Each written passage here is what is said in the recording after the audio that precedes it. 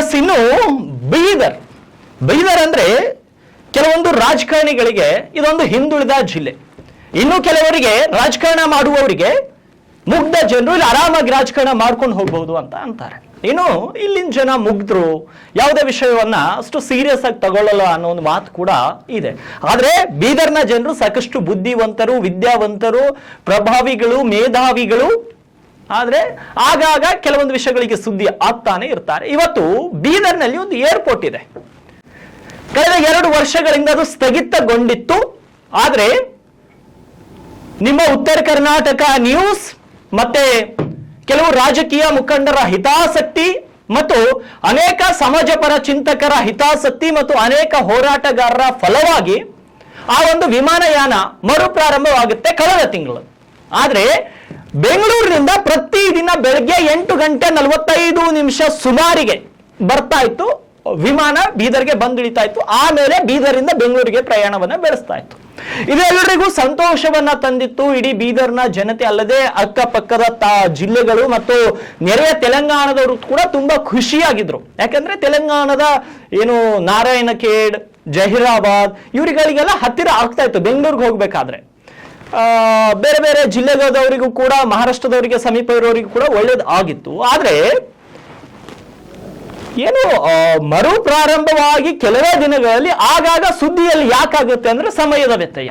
ಈಗಾಗಲೇ ನಿಮ್ಮ ಉತ್ತರ ಕರ್ನಾಟಕ ನ್ಯೂಸ್ ದಿಟ್ಟವಾದಂತಹ ಒಂದು ವರದಿಯನ್ನು ಪ್ರಕಟಿಸಿತ್ತು ಕಳೆದ ಕೆಲ ದಿನಗಳ ಹಿಂದೆ. ಸಮಯದಲ್ಲಿ ವ್ಯತ್ಯಯ ಉಂಟಾಗಿತ್ತು. ಮುಂಜಾನೆ ಬರಬೇಕಾದಂತಹ ಫ್ಲೈಟ್ ಅಂದ್ರೆ ವಿಮಾನ ಮಧ್ಯಾಹ್ನದ ಸಮಯಕ್ಕೆ ಬಂದಿತ್ತು. ಅಂದ್ರೆ ಯಾವುದೇ ಒಂದು ಯಾರಾದ್ರೂ ವಿಮಾನದಲ್ಲಿ ಪ್ರಯಾಣ ಬೆಳೆಸುವಂತಹ ವ್ಯಕ್ತಿ ಒಂದು ಎಮರ್ಜೆನ್ಸಿ ಇರುತ್ತೆ, ಇಲ್ಲ ಒಬ್ಬ ಬಿಸ್ನೆಸ್ ಮ್ಯಾನ್ ಇರ್ತಾರೆ, ಇಲ್ಲ ಸರ್ಕಾರಿ ಅಧಿಕಾರಿಗಳಿರ್ತಾರೆ. ಬಹುತೇಕ ಮಿಡಲ್ ಕ್ಲಾಸ್ ಜನ ಅಂತೂ ಅದಕ್ಕೆ ಹೋಗಲ್ಲ, ಅಪ್ಪರ್ ಮಿಡಲ್ ಕ್ಲಾಸ್ ಜನ ಮಾತ್ರ ಹೋಗಿರ್ತಾರೆ. ಆದ್ರೆ ಈ ರೀತಿ ಸಮಯದ ವ್ಯತ್ಯಯವನ್ನ ಆದ್ರೆ ಅವರಿಗೆಲ್ಲ ಎಷ್ಟು ಲಾಸು.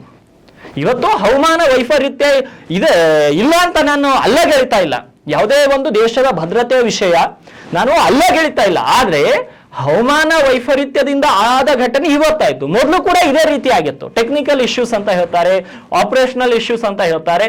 ಆದ್ರೆ ಈ ರೀತಿ ಮಾಡೋದು ಸರಿಯಲ್ಲ ಅನ್ನೋದು ನಮ್ಮ ವಾದ. ಯಾಕಂದ್ರೆ ಮುಂಜಾನೆ 5 ಗಂಟೆ, ಈಗ ಬೋರ್ಡಿಂಗ್ ಟೈಮ್ 1 ಅವರ್ ಇರುತ್ತೆ, ಮತ್ತೆ ಬೋರ್ಡಿಂಗ್ ಅವರ್ 1 ಅವರ್ ಇರುತ್ತೆ. ಇನ್ನು ಆಪರೇಷನ್ ಸಿಂಧೂರ್ ಈ ಒಂದು ಸಮಯದಲ್ಲಿ ಬೋರ್ಡಿಂಗ್ ಅವರ್ 2 ಗಂಟೆ ಮೊದಲೇ ಬರಬೇಕು, 3 ಗಂಟೆ ಮೊದಲೇ ಬರ್ಬೇಕಂತ ಅವಾಗ ಇನ್ಸ್ಟ್ರಕ್ಷನ್ಸ್ ಗಳನ್ನ ಚೇಂಜ್ ಮಾಡ್ತಾ ಇದ್ದಾರೆ ಬೆಂಗಳೂರಲ್ಲಿ. ಬೀದರಲ್ಲಿ 1 ಗಂಟೆ ಇದೆ ಅಂದಿಟ್ಕೊಳ್ಳೋಣ. ಸುಮಾರು 2 ಗಂಟೆ ಮುಂಚೆ ಅಂದ್ರೆ 7-7:15 ಅಲ್ಲಿಂದ ಫ್ಲೈಟ್ ಹೊರಟ್ರೆ 5 ಗಂಟೆ ಇಲ್ಲ 4 ಗಂಟೆಗೆ ಅವರು ಏರ್ಪೋರ್ಟಿಗೆ ಹೋಗ್ಬೇಕು. ಏರ್ಪೋರ್ಟಿಗೆ ಹೋದಂತಹ ಅವರು ಬೀದರ್ಗೆ 9 ಸುಮಾರಿಗೆ, 8:45, 9 ಸುಮಾರಿಗೆ ಬರ್ತಾರೆ. ಆದ್ರೆ ಇವತ್ತು ಬೀದರ್ಗೆ ವಿಮಾನ ಬಂದಿಳಿದಿದ್ದು 5 ಗಂಟೆಗೆ, ಸಾಯಂಕಾಲ 5 ಗಂಟೆ. ಮೊದಲು 10:30 ಅಂತ ಹೇಳಿದ್ರು, ಆಮೇಲೆ 2:15 ಅಂತ ಹೇಳಿದ್ರು, ಆಮೇಲೆ 4:15 ಅಂತ ಹೇಳಿದ್ರು. ಕೊನೆಯದಾಗಿ 5 ಗಂಟೆ 10 ನಿಮಿಷ ಸುಮಾರಿಗೆ ಪ್ರಯಾಣಿಕರು ಹೊರ ಬಂದಿದ್ದಾರೆ. ಅಂದ್ರೆ ಲ್ಯಾಂಡಿಂಗ್ ಒಂದು 5 ಗಂಟೆ ಇಲ್ಲ 4:50ಕ್ಕೆ ಏನು ಅಂದಾಜಿನ ಪ್ರಕಾರ ಹಿಡಿದ್ರು ಕೂಡ ಎಷ್ಟೊಂದು ಸಮಯ ಬರುತ್ತೆ. ಇಡೀ ಒಂದು ದಿನ ಪ್ರಯಾಣಿಕರು ಅಲ್ಲೇ ಕಳಿಬೇಕಾಗಿತ್ತು. ಇದ್ರ ಬಗ್ಗೆ ಎಲ್ಲರೂ ಕೂಡ ಕಾಳಜಿ ವಹಿಸುವಂತಹ ಅಗತ್ಯ ಇದೆ. ರಾಜಕಾರಣಿಗಳು ವಹಿಸಬೇಕು, ಮತ್ತೆ ಸರ್ಕಾರ ಕೂಡ ಇದ್ರ ಬಗ್ಗೆ ಕಾಳಜಿ ವಹಿಸಬೇಕು. ಇಲ್ಲ ಅಂದ್ರೆ ಈ ರೀತಿ ಡಿಲೇ ಆದ್ರೆ ಏನು ಕಳೆದ 2 ವರ್ಷಗಳಿಂದ ಹೆಂಗ್ ಸ್ಥಗಿತ ಆಗಿತ್ತು ನೋಡಿ, ಈ ರೀತಿ ವಿಮಾನಯಾನದಲ್ಲಿ ವ್ಯತ್ಯಯ ಉಂಟಾದ್ರೆ ಸಾರ್ವಜನಿಕರು ಯಾಕ್ರಿ ವಿಮಾನಕ್ಕೆ ಹೋಗ್ತಾರೆ? ಪ್ರತಿ ಸಲ ಅದೇ ರೀತಿ ಆಗುತ್ತೆ. ನಾವು ಯಾಕ್ರಿ ಹೋಗ್ಬೇಕು, ಸುಮ್ಮನೆ ಟ್ರೈನೋ ಬಸ್ಸೋ ಮಾಡ್ಕೊಂಡು ಹೋದ್ರೆ ಒಳ್ಳೇದು ಅಂತ ಅವ್ರಿಗೆ ಅಭಿಪ್ರಾಯ ಬಂತಂದ್ರೆ ಮತ್ತೆ ಲಾಸ್ಗೆ ಹೋಗುತ್ತೆ. ಮತ್ತೆ ಲಾಸ್ಗೆ ಹೋದಾಗ ಮತ್ತೆ ಬಂದಾಗುತ್ತೆ, ಮತ್ತೆ ಹೋರಾಟಗಳಾಗಬೇಕು, ಮತ್ತೆ ನ್ಯೂಸ್ ಆಗ್ಬೇಕು. ಅದನ್ನೆಲ್ಲ ಯಾಕೆ? ನಾವು ಸ್ಟಾರ್ ಏರ್ದವ್ರಿಗೆ ಮನವಿ ಮಾಡೋದೇನಂದ್ರೆ, ಸರಿಯಾಗಿ ನಡೆಸ್ಕೊಂಡು ಹೋದ್ರೆ ನೀವು ಕೂಡ ಲಾಭದಾಯಕವಾಗಿರ್ತೀರಿ, ಜನರಿಗೂ ಕೂಡ ಉತ್ತಮ ಸೌಲಭ್ಯವನ್ನ ನೀಡಿದಂತಾಗುತ್ತೆ. ಈ ರೀತಿ ವ್ಯತ್ಯಯಗಳು ಉಂಟಾಗುವುದು ಸಹಜ. ವ್ಯತ್ಯಯಗಳು ಉಂಟಾಗುವುದಿಲ್ಲ ಅಂತ ನಾನು ಹೇಳ್ತಾ ಇಲ್ಲ, ಸಹಜ.